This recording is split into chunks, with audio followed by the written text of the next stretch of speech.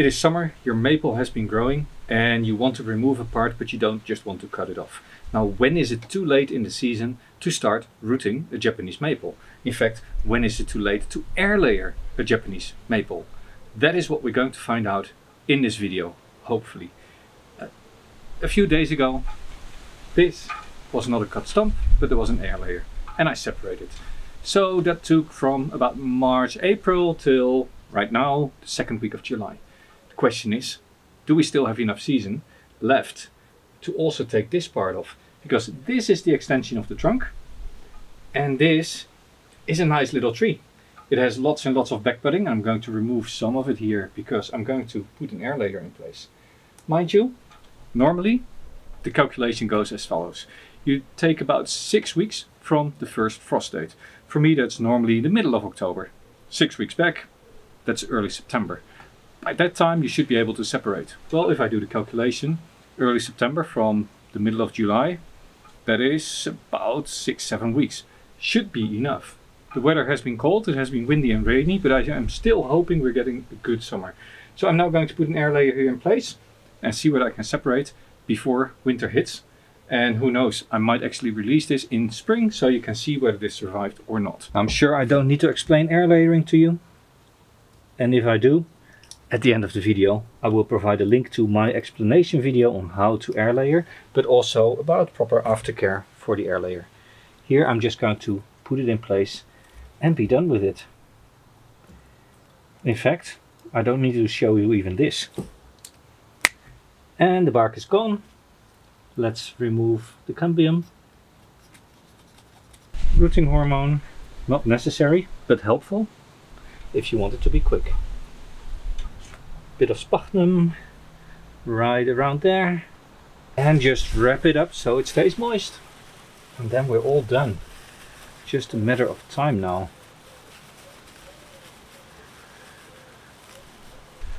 Now, as we are talking about filled air layers, what is it that makes an air layer fill? Well, one thing that is important is the branch that you use needs to be thick enough. The moment you remove the bark, the branch becomes a lot thinner and it might break off, but also the wood inside can dry out. So therefore, make sure your branch is thick enough. I think about 1/2 inch, maybe 1 centimeter. That is the minimum that normally people that are starting with air layers should start off with. Anything thinner than that, and there's a risk of the branch just snapping off or drying out. Alright, that's a bad sign. After initially sprouting very strongly, it has now dropped all of its leaves. There are still a few backbuds going on, but this is typically not the sign of a tree that is really enjoying itself. That being said, if you look at the rest of the tree, I think I just over-fertilized. It seems to have been hit by fungal infection.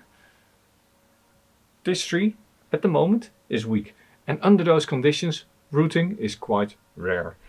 Let me check inside what's happening, but I don't think I'll find anything but a little bit of callus.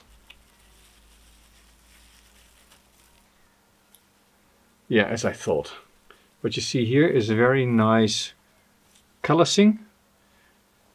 There's no roots starting up so far, but I'm going to wrap it up again because we are in fall. There might still be roots coming up, and otherwise in winter I might treat it as a very big cutting.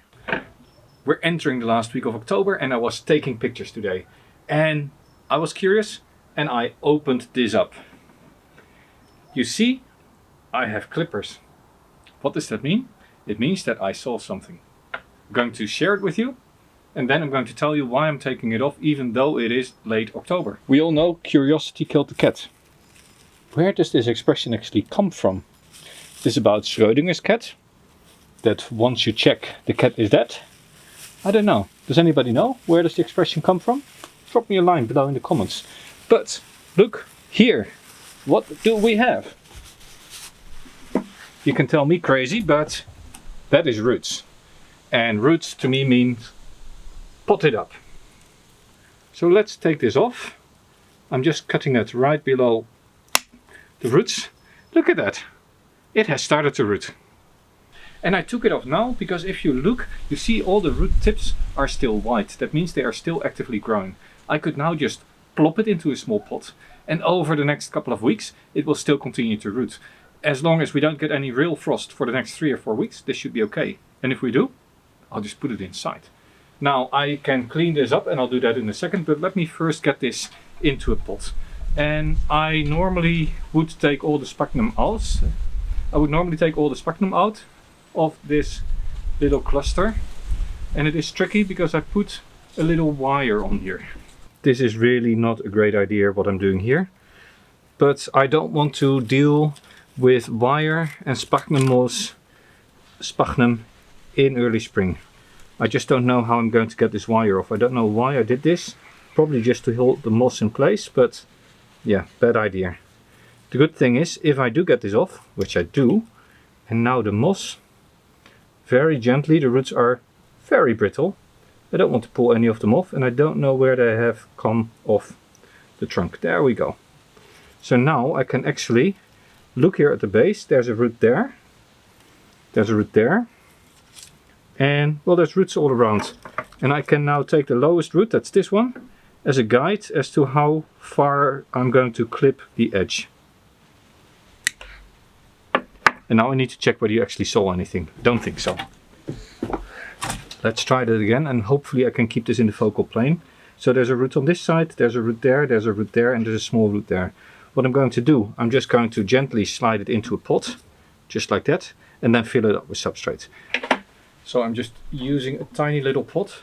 It has a little bit of substrate in there. I have some of my regular substrate very wet because it came from a recent repotting. And that's intentional because I don't want the risk of these roots drying out. And now I'm just going to hang this in there so it just sits on its own branches. This will aid in stabilizing it, and I'm just gently dropping substrate in there.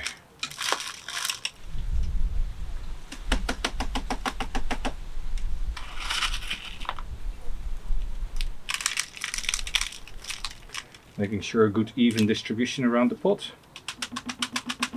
And tapping the sides just to get the substrate to settle in. Then it's a matter of watering it and putting it somewhere sheltered from the wind so that the wind doesn't blow it around, still breaking the roots. But this in itself should be plenty to get it nice and rooted until spring. Now this is not going to heal over winter, so I'm just going to remove the bare section a little bit, cutting back to this side branch a little bit above it. There's actually a small side branch there. And then I'll just leave it. And in spring, when the tree is growing again, I'll do a proper cleanup.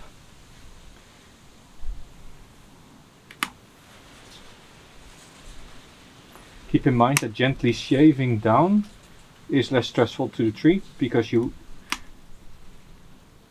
this creates a nicer, smoother wound. Not sure exactly why this is, but it does work. And now, because we're late in the season, I do want to put some putty on there in the hope that I do get a little bit of closing.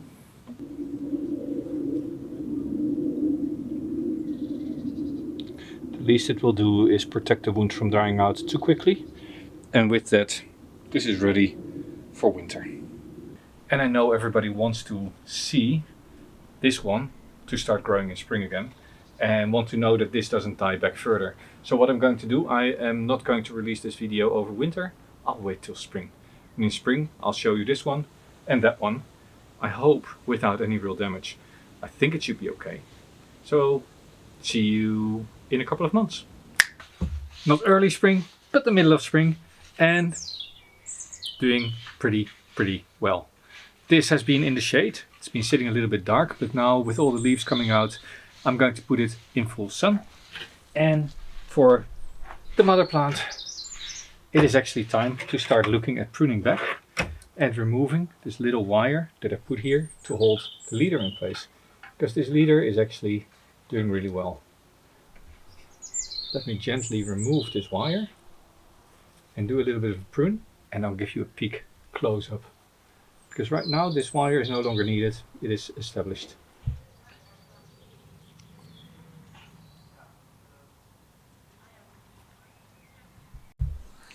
And you can already see that the very dark red is starting to turn towards green.